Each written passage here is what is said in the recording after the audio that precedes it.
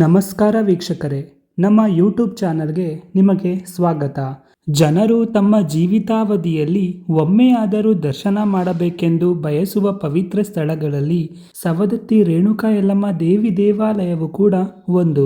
ಸವದತ್ತಿ ಯಲ್ಲಮ್ಮ ದೇವಿ ದೇವಾಲಯದ ಕುರಿತು ನೀವು ತಿಳಿದುಕೊಳ್ಳಬೇಕಾದ 10 ಪ್ರಮುಖ ವಿಚಾರಗಳು ಹೀಗಿವೆ.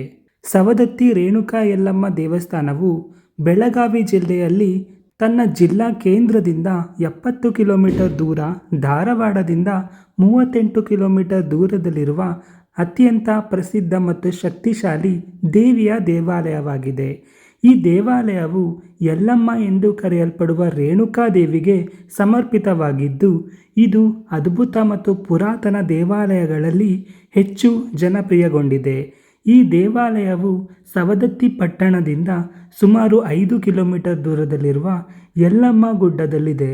ಯಲ್ಲಮ್ಮ ದೇವಿ ದೇವಸ್ಥಾನವು ಸೌದತ್ತಿ ಬಳಿ ಇರುವ ಯಲ್ಲಮ್ಮ ಗುಡ್ಡದಲ್ಲಿ ನೆಲೆ ನಿಂತಿರುವ ದೇವಿ ದೇವಾಲಯವಾಗಿದ್ದು, ಸವದತ್ತಿಯು ಪ್ರಾಚೀನ ಪಟ್ಟಣವಾಗಿದ್ದು, ಇದು ರಟ್ಟ ರಾಜವಂಶದ ಮೊದಲ ರಾಜಧಾನಿಯಾಗಿತ್ತು ಎನ್ನುವ ಉಲ್ಲೇಖವು ಇದರ ಕುರಿತಿದೆ.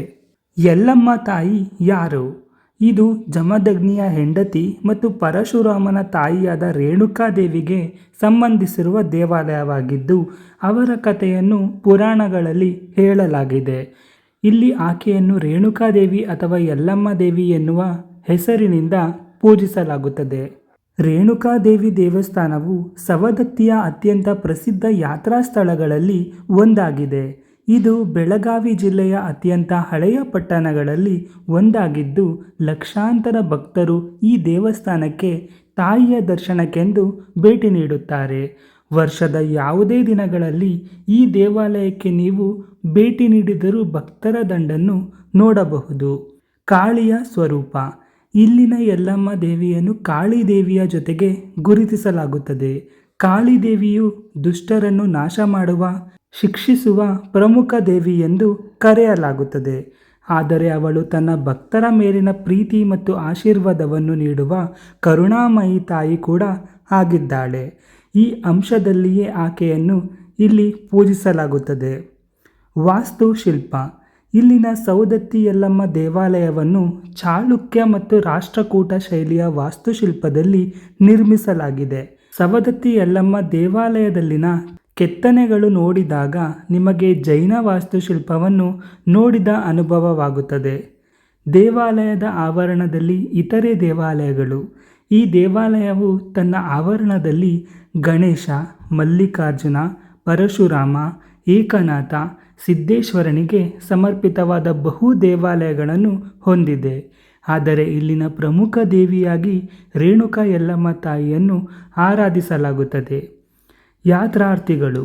ಯಲ್ಲಮ್ಮ ಅಥವಾ ಶ್ರೀ ರೇಣುಕಾ ದೇವಿಯ ದೇವಾಲಯವು ತನ್ನ ಶಕ್ತಿಯಿಂದಾಗಿ ಭಕ್ತರಿಗೆ ಜನಪ್ರಿಯ ಯಾತ್ರಾ ಸ್ಥಳವಾಗಿದೆ. ಪ್ರತಿನಿತ್ಯ ನೂರಾರು ಯಾತ್ರಿಕರು ಬಹಳ ಭಕ್ತಿಯಿಂದ ದೇವಸ್ಥಾನಕ್ಕೆ ಭೇಟಿ ನೀಡುತ್ತಾರೆ ಮತ್ತು ಈ ದೇವಿಯ ಬಳಿ ಏನೇ ಬೇಡಿಕೊಂಡರೂ ಅದನ್ನು ನೆರವೇರಿಸುತ್ತಾಳೆ ಎನ್ನುವ ನಂಬಿಕೆ ಭಕ್ತರಲ್ಲಿದೆ. ಸವದತ್ತಿ ಜಾತ್ರೆ. ಬನದ ಹುಣ್ಣಿಮೆ ಮತ್ತು ಭಾರತಿ ಹುಣ್ಣಿಮೆ ಎಂಬ 2 ಮಂಗಳಕರ ದಿನಗಳಲ್ಲಿ 10 ಲಕ್ಷಕ್ಕೂ ದಾಟಿ ಹೆಚ್ಚಿನ ಭಕ್ತರು ಇಲ್ಲಿ ಸೇರುತ್ತಾರೆ. ಈ ಸಂದರ್ಭಗಳಲ್ಲಿ ದೇವಾಲಯದ ರಥಯಾತ್ರೆಯನ್ನು ಕೂಡ ಕೈಗೊಳ್ಳಲಾಗುತ್ತದೆ.